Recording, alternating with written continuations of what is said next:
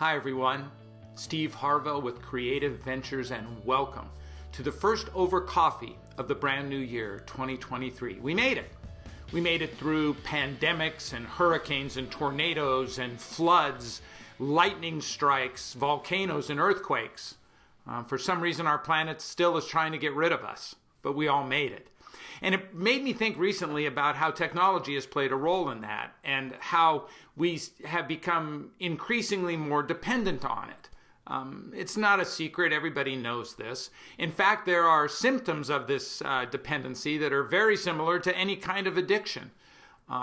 If you take away technology, there's nervousness and anxiety and even anguish that people can feel without having cemented in their hand their cell phone. Penn State did a study recently that showed that 77% of students feel that we rely too heavily on technology to succeed. They said 66% suffer from nomophobia. That's the actual fear of being without a mobile phone. You know, we are fully committed to our technology and the use of passive entertainment, of binge watching streaming shows. It doesn't require much effort.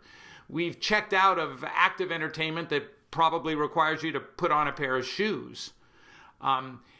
This idea of this needed connection is really instrumental in how successful we are. And I'm not here as a Luddite to tell you that I'm against it, and I'm with you in watching the great streaming entertainment. But it's funny how we're drawn to the very latest element of all this technology. We recently finished a major project at our home of painting our house, which required us to tear everything apart on the inside, freeing it up for the painters. And in doing that, I discovered some technology that had somehow been stored and not used. An example, here's an old iPhone. Doesn't look too much different than the existing iPhone. Here's an old Apple laptop that I found under a bed. This thing weighs as much as my entire travel backpack does now. One of my favorite pieces I discovered was a portable DVD player. I can remember using this on airplanes, bringing my DVDs and watching them on this tiny little screen when that was cutting edge technology. All of these things show us how we have progressed through our addictions, not only as they addict to us, but how they help us be better at what we do, because they do. There just has to be a balance to it. At the beginning of programs recently, I asked for the audience to put away their devices so that we can create an environment where we can share moments of learning together. Early on, people didn't want to do it. In fact, I tried to have them collect cell phones at the beginning like we did at some of the other companies that I've worked with, but many won't do that. I got pushback. But lately, an interesting fact has happened.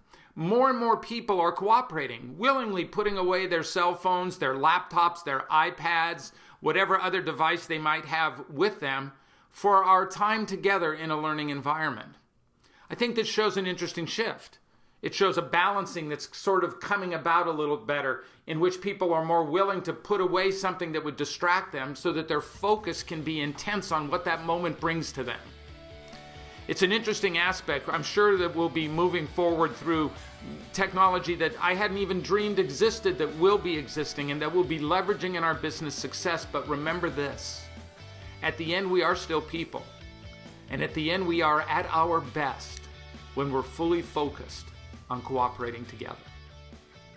Thanks so much for listening to this edition of Over Coffee, and I'll be back next month with a brand new edition.